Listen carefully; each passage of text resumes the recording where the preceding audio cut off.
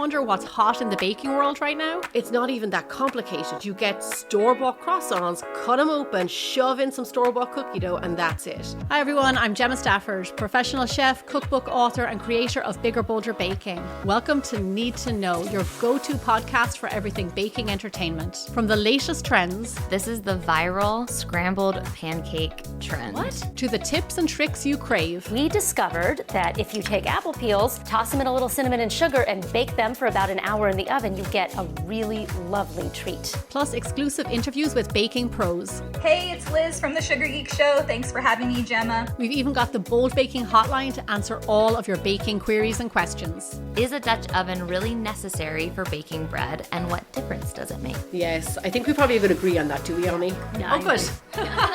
So join us every Sunday for your new weekly baking ritual. It's everything you need. That's KNEAD to know. You're listening to Heritage Radio Network. HRN is food radio supported by you. Learn more at heritageradionetwork.org.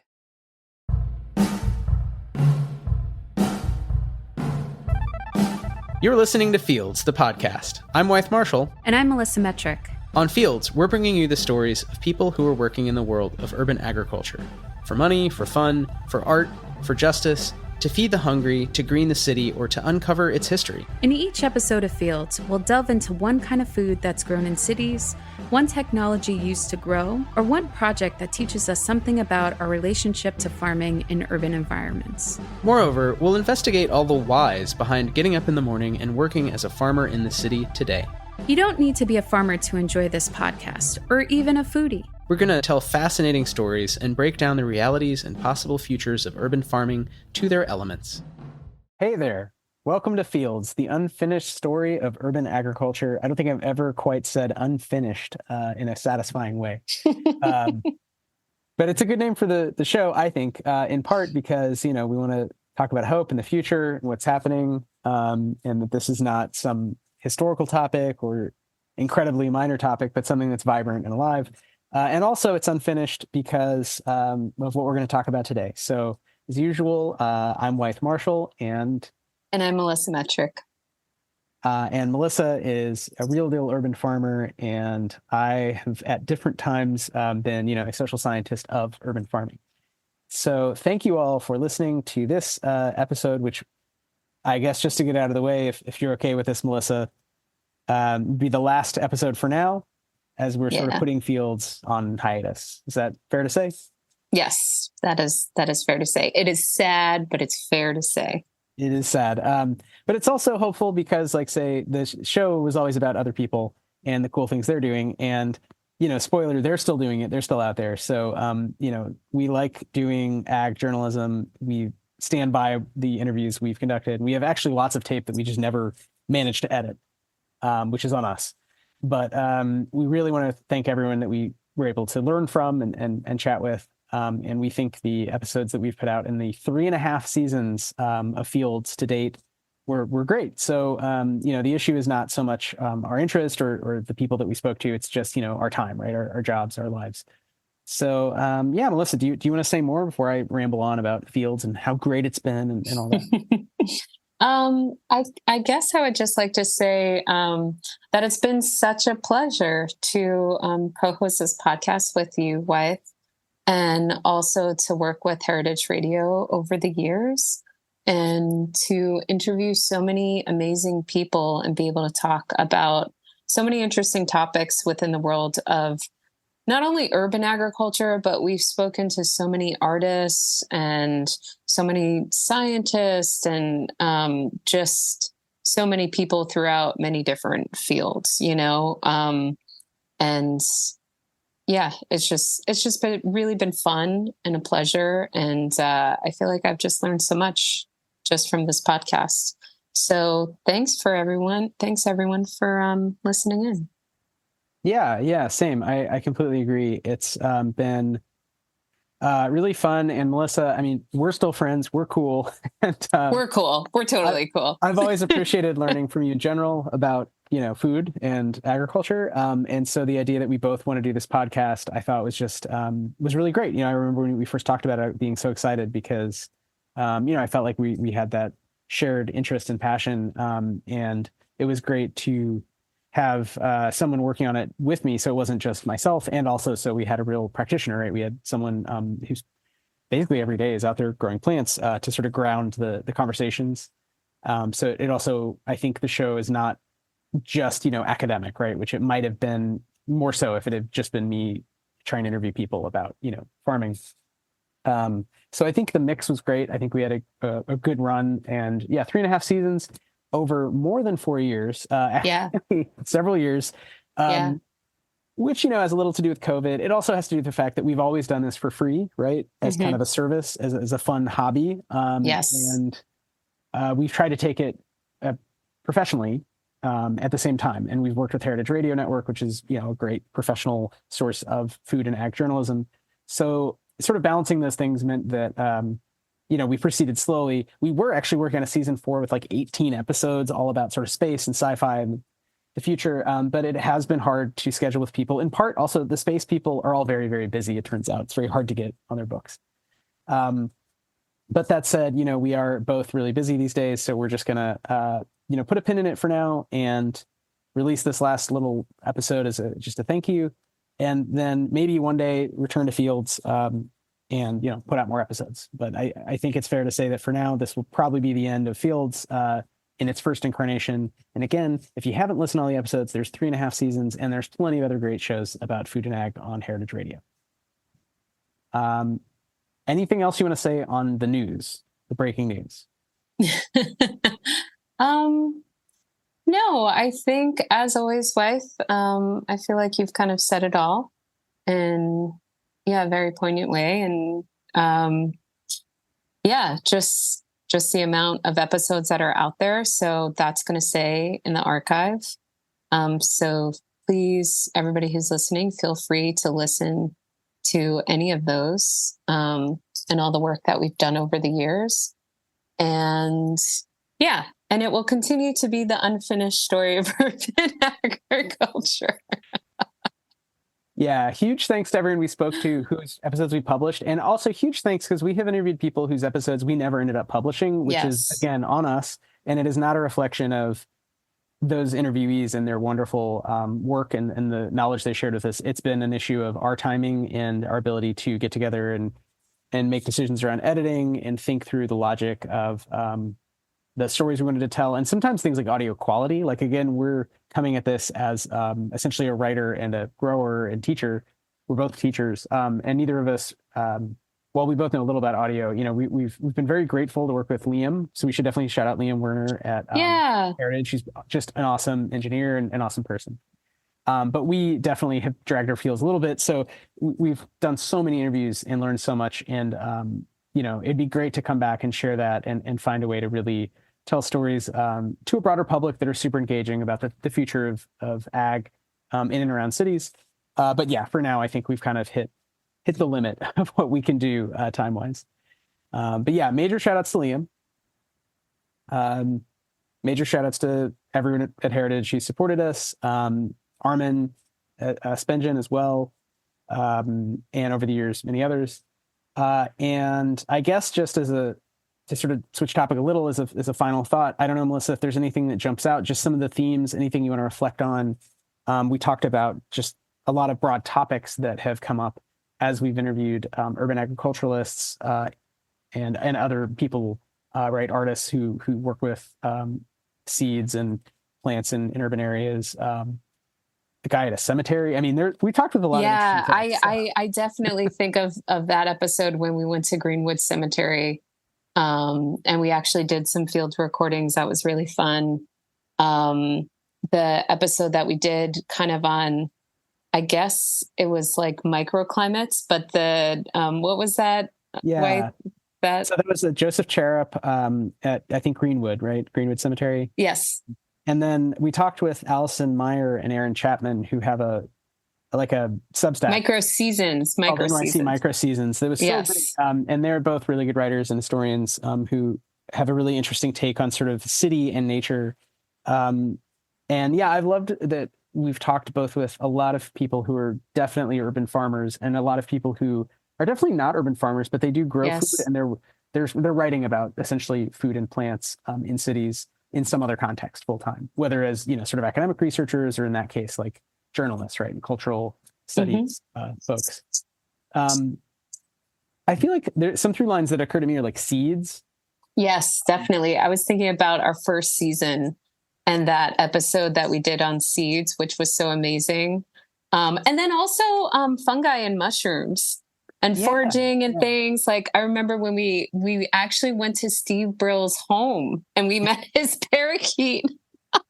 Yeah, the wildness of mycology and the explosive interest in the United States in mushrooms that just has not abated is a really positive thing, I think, and it's just an interesting phenomenon culturally. And obviously, you can grow them sort of anywhere. So I mean, it makes sense in the context of urban ag.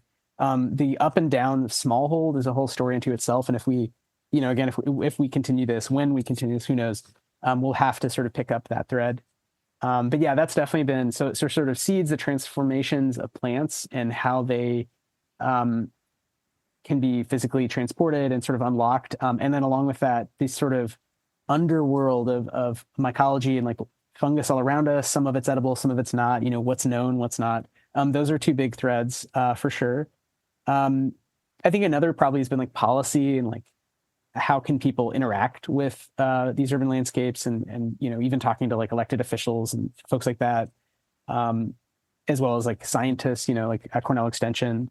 So I think there's like a few different dimensions that every season have kind of come up in terms of like what is urban ag and how would you sort of find these stories and find these practitioners who are so smart and so interesting. Like as you mentioned, Steve Brill, it's just an interesting guy. He's a fun guy. And also just a shout out to Ali Wist, who has also helped us on Fields, co-produce, co-host, amazing perspective that she has as an artist and also a food scholar. And so that was really great to have her on and help us with the podcast throughout some of the seasons. Yeah, as well. Ali Wist is an amazing artist and designer and scholar. And I will say my friend Jeffrey Landau at Agritecture, who's taken time out of his busy schedule multiple times, across seasons to help us and has connected us with, tape that, basically journalistic exploits he had undertaken. We were able to air some of those interviews, like Tanisio Cianima in East Point. And, they're just folks who like, we didn't even know, that he introduced us to. So I think it's been really great to meet those other practitioners. Ali from the beginning, has pretty much been there talking with us and helping us think about some of the more fun, weird stories about food in the future. Melissa, your whole network, like a lot of the people you've interacted with at NYU in a professional capacity, including your students even, right? I feel like have helped us and have come on the show and have taken their passions and shared with us. So I'm grateful to the specific community at NYU around your space, which you should plug, especially if you need volunteers, if you want people to stop by. But yeah, more broadly, like your teaching and the way that's become part of what Fields is.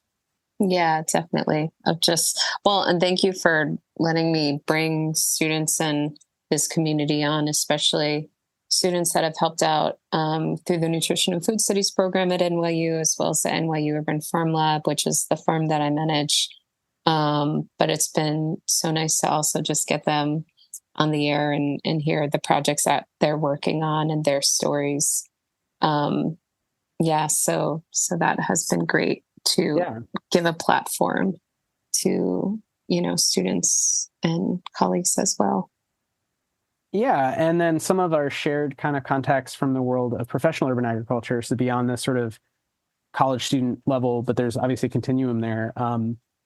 Like Maya Kutz, Ben Flanner. I mean, we've been lucky to kind of talk to a bunch of practitioners in New York City who I think we like just as people who just are interesting and doing interesting things, and they've shared what's going on with their businesses. Like say, even back to, Andrew Carter and Smallhold, we've had this through line of business as well. And how do people try to make a living? And there's been a lot of ups and a lot of downs in that industry. So it is, again, if we were to continue, I think that's a big theme, at least for me, studying, the business side, the tech side of what has happened. There's been a lot of basically like bankruptcies and stuff in the sort of high tech farming space. So I think that's an interesting question to look at as, it's another election year, climate, there's 2 Category 5 hurricanes in a row in Florida, right? So these are really pressing questions around how will humans continue to interact with landscapes in different ways? And urban ag is just part of that much bigger kind of green story. And I think it would be great to continue to follow up with some folks. Again, I don't think we're going to do it right now, but maybe in the future, you and I can get together. Maybe we'll do some sort of mini series. We'll just drop in. We'll just go somewhere with a microphone. Yeah, and I remember one of the reasons that this podcast started would be because we were friends and we would just like talk to each other at parties and things like that because we have a group of friends. Mutual friends, and we would talk a lot about sci-fi and food. So, just this idea of food and futures, which we have talked about throughout a lot of the episodes and things like that. But it's interesting just to think about like all these different possibilities, but also just the reality of we have very busy lives. We are urban dwellers. we live in the city. We both have very, time-consuming jobs and families and things like that. And so mostly jobs, but how it's just been a little bit tricky to really also do this podcast, but the possibility of, all these future topics. And also just saying thank you to all of our listeners, to folks who have been listening to these episodes throughout the years and just found our conversations interesting. The people like being interested in these topics, these strange topics that interweave with urban agriculture. And also just, interested in the conversations that we have with, these professionals within these different fields. So thank you, listeners, for being so supportive throughout the years and just wanting to listen to us and giving us a platform. We really appreciate it. Yeah, for sure. And I absolutely agree that from the beginning, our interest in not only the actual fascinating science of, botany and the practice of horticulture, but also these science fictional questions around the future of the earth and the future of food, and the future of human bodies, and the sort of Venn diagrams you can draw there with stories, and the representations of different kinds of foods, as we say, like when are mushrooms in, different aspects of bioart and biodesign that we found eye-catching and have shared. That's definitely been a driver and would be something I'd love to return to. And I know this season we had grand plans, and we did actually, we taped some episodes talking about specifically visions of agriculture in sci-fi, and then talking with people practicing space agriculture like NASA. So I think those are threads that it would be really great to pick up on if we were, maybe there's some new show or miniseries down the line that's really focused on that end of things as well. So there's plenty still to say. Story's not finished, but for now it's goodbye, and we hope everyone is still growing and doing okay. And thank you so much. As Melissa said, thank you for everyone who's listened to the show. And we wish you all the best. Anything else you want to add, Melissa? Is that a good place to leave it? I think that's it. Thank you, everyone. It's been a pleasure. And thank you, Wyeth. It's been so fun to have these conversations and interviews and working on this show together. So thank you. Well, thank you. And we'll see what the future holds in real time. For now, this has been Fields. And you're listening to Heritage Radio Network. We're signing off. That's right.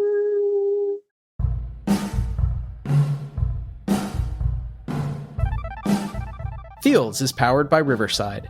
Thanks for listening to Heritage Radio Network, food radio supported by you. For our freshest content, subscribe to our newsletter. Enter your email at the bottom of our website, heritageradio.org. Connect with us on Instagram and Twitter at heritage_radio. You can also find us at facebook.com/Heritage Radio Network.